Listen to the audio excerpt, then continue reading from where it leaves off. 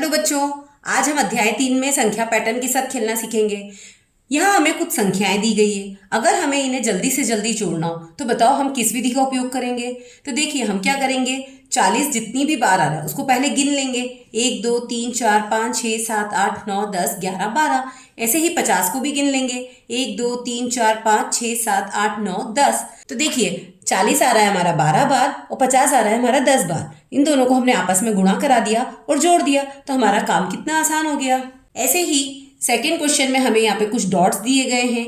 इनकी रो को हम गिन लेते हैं, 1 2 3 4 5 6 7 8। और कॉलम भी गिन लेते हैं, 1 2 3 4 5 6 7 8। तो इसमें 8 और 8 दोनों तरफ है, इसलिए अपन 8 और 8 का गुणा करा देंगे तो कितना हो जाएगा, 64। अब इसमें बीच में हमें कुछ ब्लॉक्स ऐसे दे रखे हैं जिनमें 5-5 बिंदु हैं। तो ये ब्लॉक्स कितने दे रखे हैं, 4 4 दूनी 8 4 तिया 12 4 चौक 16 4 पंजे 20। 20 ब्लॉक हमें ऐसे दे रखे हैं। तो हम क्या करेंगे कि ये 8 का 8 में गुणा करा दिया, 64 आ गया। और जो 4 4 के हमें 5-5 बिंदु वाले ब्लॉक्स दे रखे थे 20, उसको हमने इसमें से घटा दिया तो हमारे पास टोटल आ गए 44 ब्लॉक्स जिसमें एक बिंदु है। तो 44 का 1 से गुणा करा दिया तो 44 हो गया और 20 का 5 में गुणा कराने पर 100 आ गया। इन दोनों को आपस में जोड़ने पर हमारे पास संख्या आ गई 144। ऐसे ही प्रश्न क्रमांक सी, इसमें 32 हमें कितनी बार दिया है, 1 2 3 4 5 6 7 8 बार। और कैसी कितनी रो दे रखी है, 1 2 3 4, 4 रो में 8 बार। तो 4 और 8 का गुणा करा देंगे तो देखिए हम 8 में 4 का गुणा करा देंगे तो कितना आ जाएगा, 32। और कौन सी संख्या 32 बार दे रखी थी, 32। तो 32 का 32 में गुणा करा देंगे तो आ जाएगा 1024। फिर हमें 64 कितनी बार दे रखा है, 1 2 3 4, 4 बार दे रखा है। और ऐसे कितने कॉलम है, 4 कॉलम है। तो 4 4 दूनी 8 4 तिया 12 4 चौक 16 बार दे रखा है। तो हम इन दोनों को आपस में गुणा कराएंगे तो आ जाएगा 1024। जब हम इन दोनों को आपस में जोड़ेंगे तो हमारा आंसर आ जाएगा 2048। क्रमांक डी, इसमें हमें 3 बिंदु और 4 बिंदु दे रखे हैं। तो पहले हम 3-3 बिंदु वाले गिन लेते हैं, 1 2 3 4 5 6 7। एक कॉलम में 7 बार है तो 7 7 दूनी 14 15 16 17। इसके अलावा हमारे 3 बिंदु और कहीं पर भी नहीं है। अब 4 बिंदु वाले गिनते हैं तो देखिए ये 3 बार है तो 3 3 6 3 तिया 9 3 चौक 12 3 पंजे 15 3 छंग 18। 18 बार 4 बिंदु है तो देखिए हम 17 में 3 का गुणा करा देंगे और 18 में 4 का गुणा करा देंगे और दोनों को आपस में जोड़ देंगे। ऐसे ही हम अन्य सवाल भी कर सकते हैं। अब हम देखते हैं एक अनसुलझा रहस्य, कोलार्ड्स अनुमान। तो देखिए नीचे हमें कुछ अनुक्रम दिए गए हैं। इनमें अगर हम पैटर्न को ढूंढने की कोशिश करेंगे तो देखिए सभी के लास्ट में 1 आ रहा है। तो इसे हम कहते हैं कोलार्ड्स अनुमान। और इसे ज्ञात करने का क्या तरीका होता है कि अगर हमें सम संख्या दी है तो हम भाग 2 दे देंगे।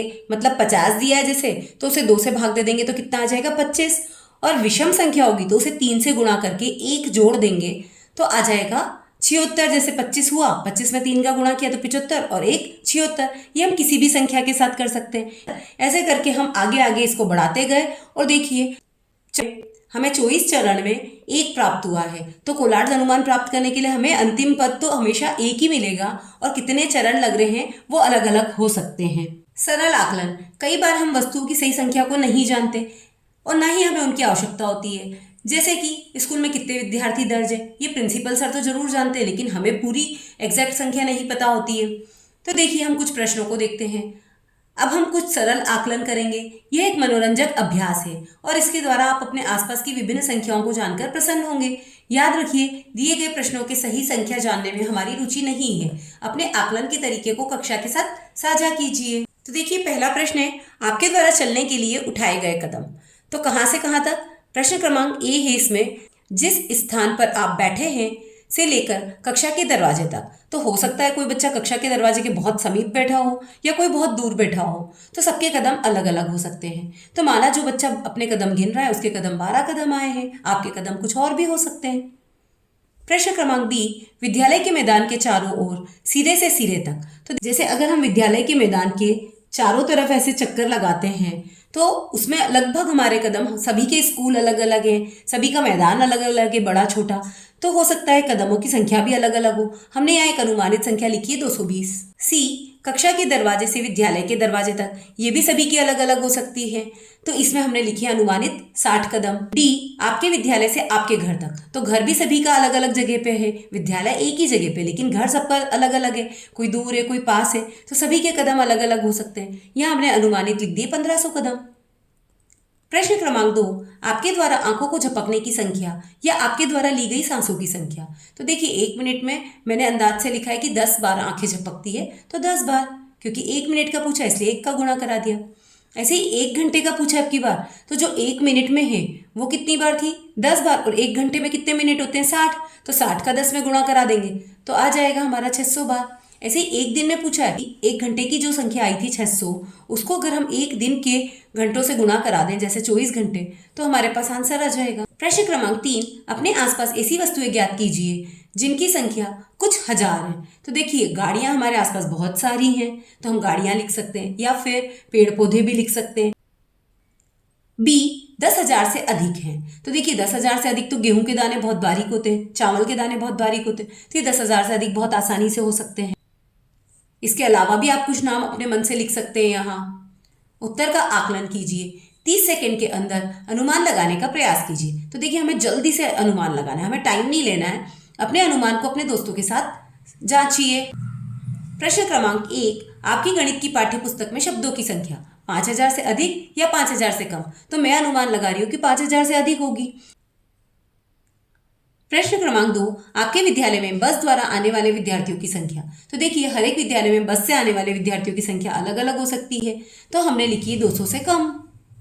प्रश्न क्रमांक 3, रोशन 5 व्यक्तियों के लिए फ्रूट कस्टर्ड बनाने के लिए दूध और 3 प्रकार के फल खरीदना चाहता है। उसका अनुमान है कि फ्रूट कस्टर्ड बनाने की लागत ₹100 है। क्या आप उससे सहमत हैं, क्यों या क्यों नहीं? तो नहीं, हम उससे सहमत नहीं है, क्योंकि 5 व्यक्तियों के लिए वो दूध लाएगा, फ्रूट लाएगा, और महंगाई ज़्यादा होने से वो 100 रुपये के अंदर अंदर नहीं आ पाएगी, तो हम उससे सहमत नहीं हैं। प्रश्न क्रमांक 4, गांधीनगर गुजरात में और कोहिमा नागालैंड में कितनी दूरी है?